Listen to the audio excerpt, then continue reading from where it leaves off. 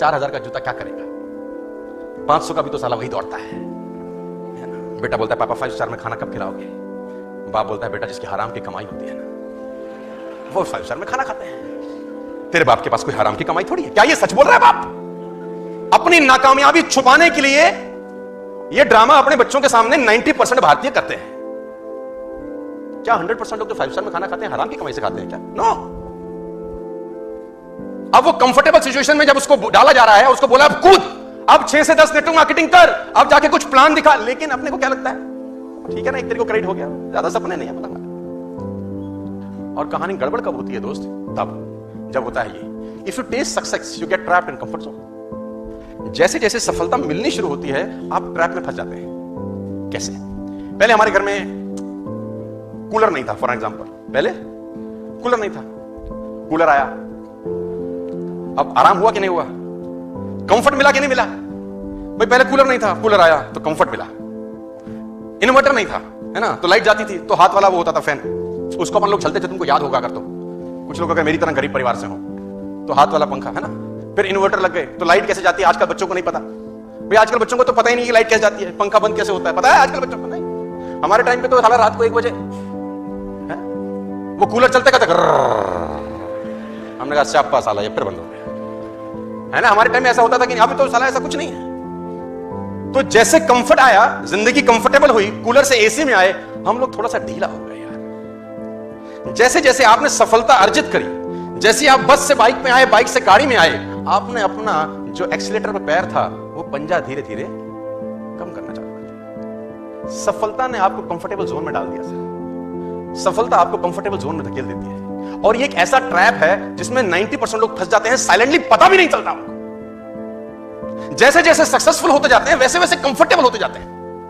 मैं कहता हूं नहीं, मेरा फिलॉसफी अलग रहा 14-15 साल का। मैं जैसे जैसे सक्सेसफुल हुआ मैंने कंफर्टेबल की सिचुएशन की जगह चैलेंजिंग सिचुएशन को अडॉप्ट किया। जैसे जैसे मैं कंफर्टेबल हुआ मैंने चैलेंजिंग सिचुएशंस को अडॉप्ट किया। फॉर एग्जांपल, मेरे पास स्कूटर नहीं था तो मैंने स्कूटर लिया, मेरे पास स्कूटर के बाद गाड़ी नहीं थी तो मैंने गाड़ी ली, मेरे पास गाड़ी नहीं के बाद घर नहीं था तो मैंने घर लिया। मैंने क्या किया, मैंने अपनी जिंदगी में एक बोझ बढ़ाया। हमेशा मेरी सफल होने का मुझसे कभी कभी बहुत सारे लोग पूछते हैं इतना काम क्यों करता है बावले, लगा हुआ है सुबह से रात तक, इधर फ्लाइट पकड़ता है, उधर जाता है, उधर से उतरता है, इधर उतरता है। इंडिगो में नीता अंबानी के बाद फ्लाई करने वाला मैं ही आदमी हूं। इंडिगो एयरलाइंस में 2nd नंबर पे फ्लाई करता हूं मैं। तो लोग बोलते हैं इधर से उड़ता है उधर आता है, एयरपोर्ट वाले बोलते हैं तेरे पे और कोई काम नहीं, उड़ता उतरता उड़ता उतरता उड़ता उतरता। तो हमने कहा सिंपल फिलॉसफी है, रॉकेट से पूछो क्यों तेज चलता है, तो रॉकेट बोलता है तेरे पिछवाड़े में लगेगी तो तुझे पता चलेगा क्यों तेज चलता है। रॉकेट से पूछो, जहाज पूछता है उससे कि तू इतना तेज, उसने बोला तेरे पिछवाड़े में लगा आग तो तू भी हमसे तेज चलेगा। लेकिन जहाज पिछवाड़े में नहीं लगाता, रॉकेट पिछवाड़े में। तो पिछवाड़े की आग को मैं बोलता हूं liabilities. Take some liabilities in your life my dear friends. ये अपने आप आपसे काम कराती है। आज तुम्हारे पे 2 लाख रुपए की ईएमआई हो खाली, बस तुम्हारा बाप भी नहीं सोएगा रात को। हाँ, रात भर नींद नहीं आएगी, साला पैसा कैसे आएगा, पैसा कैसे आएगा, खोपड़ी चलेगी कि नहीं चलेगी। अब लायबिलिटी शायबिलिटी है नहीं, एसी ऑन किया सो गए, 1 तारीख को पैसा आ जाएगा, ऐसी की तैसी में जाए दुनिया। हम सेटिस्फाइड हैं, we are satisfied, I have no issues.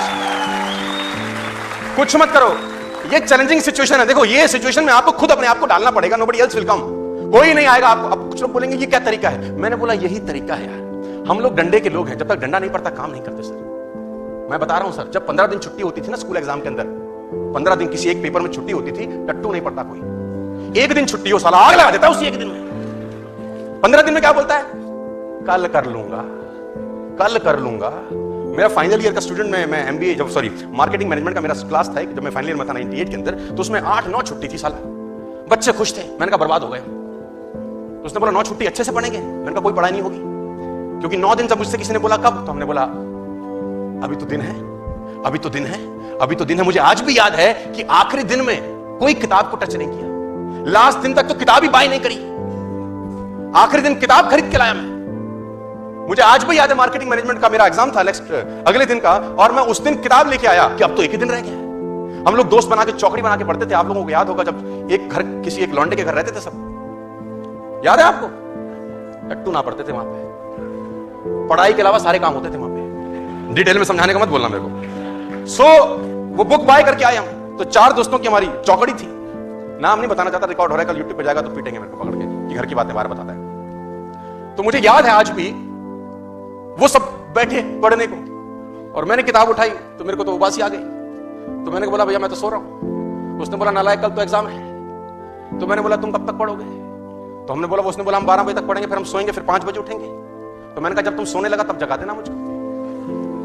तुम 12 बजे जब सोने लगो तो अपन को जगा देना, जब तुम सोगे फिर हम रात भर में कर देंगे कांड। तो उसने बोला ठीक है। अपन सो गए चद्दर उद्दर लेके। अब 12 मुझे हाथ लगाए, सोनू उठ। मैं भी उठा। मैंने कहा हाँ उठ पढ़, कल तेरा एग्जाम है। मैंने कहा तुम सोने लगे हो? कह रहा। मैंने कहा उठोगे कब? बोला 5 बजे। तो मैंने कहा हम भी साथ उठेंगे, 5 बजे उठेंगे और पढ़ेंगे फिर। तो बोले हरामखोर मरेगा। तो हमने कहा अब सोने दे, अब टेंशन मत दे। सो गए। 5 बजे का अलार्म लगता था, टू टू टू टू टू टू टू टू आवाज आती थी, इतनी गंदी आवाज थी। आपको याद है? साला दिल करता था बम लगा दूं उसके अंदर में। उस आवाज ने दिलो दिमाग पे ऐसा आतंक मचा रखा था। अब 5 बजे वो अलार्म बजे, अब ये सब उठे, मेरे को उठाए, सोनो उठ, तू उठ। मैं भी उठा। मैंने कहा हाँ, कह रहा पढ़ ले, हम रिवीजन कर रहे हैं। मैंने किताब उठाई 5 बजे। मैंने कहा जब पूरे साल कुछ नहीं हुआ, अगले 2 घंटे में क्या उखाड़ लेंगे, सो जा। अपन फिर सो गए। तो वैन जब वो दिन ज्यादा होते हैं तो आदमी क्या हो जाता है, कंफर्टेबल हो जाता है, और उस कंफर्टेबल सिचुएशन में उसकी ऐसी की तैसी हो जाती है। My dear friends, a ship is always safe in the harbour. पानी का जहाज हमेशा सुरक्षित बंदरगाह पे होता है, लेकिन वहां रहने के लिए बना नहीं है यार। पानी का जहाज बंदरगाह पे ही सुरक्षित होता है, दुनिया कहती है, लेकिन वहां रहने के लिए बना नहीं है। रहने के लिए कहां बना है? समुद्र के अंदर जाए, तूफानों से लड़े, लहरों से लड़े, अटखेलियां खेले, जहां जाना है जाए, लौटे लौटे, ना लौटे ना लौटे, लेकिन एटलीस्ट जिसके लिए बना है उसके लिए तो जाए। कंफर्टेबल लेकिन कहां है? बंदरगाह पे। उड़ने वाला जहाज कहां ज्यादा सुरक्षित है? एयरपोर्ट पे कोई तकलीफ नहीं है। जेट एयरवेज की खड़े हैं, मैं देखता हूं, कोई तकलीफ नहीं है साला। लेकिन क्या वहां रहने के लिए बने थे क्या यार? हाँ जी, वो आसपास की एयरलाइन जाती होंगी तो मुंह चढ़ाते होंगे उसको साले को, हम फिर गए, तू साले यहीं रहे। तो बहुत सारे लोग ऐसे हैं जो आपकी सामने से टेक ऑफ कर जाएंगे, आप अगर एयरपोर्ट से उड़े नहीं तो टाइम है आपका कंफर्टेबल सिचुएशंस को छोड़ देने का और आगे बढ़ जाने का। मेरी आपसे बड़ी सिंपल सी गुजारिश है, जो मैं आपको 11 कमांडमेंट्स बताना चाहता हूं। उसमें पहला कमांडमेंट यह है कि कोई आदमी आपकी जिंदगी नहीं बदलेगा आपके अलावा। आपके पैर का कांटा आपको ही निकालना पड़ेगा। इस दुनिया में किसी को तकलीफ नहीं है तुम पे पैसे हो कि ना हो, तकलीफ सिर्फ तुमको ही होगी, और वो तब होगी जब आप कंफर्टेबल लेवल को तुरंत आज ही। बात समझ में आ रही है तो बोलो हाँ।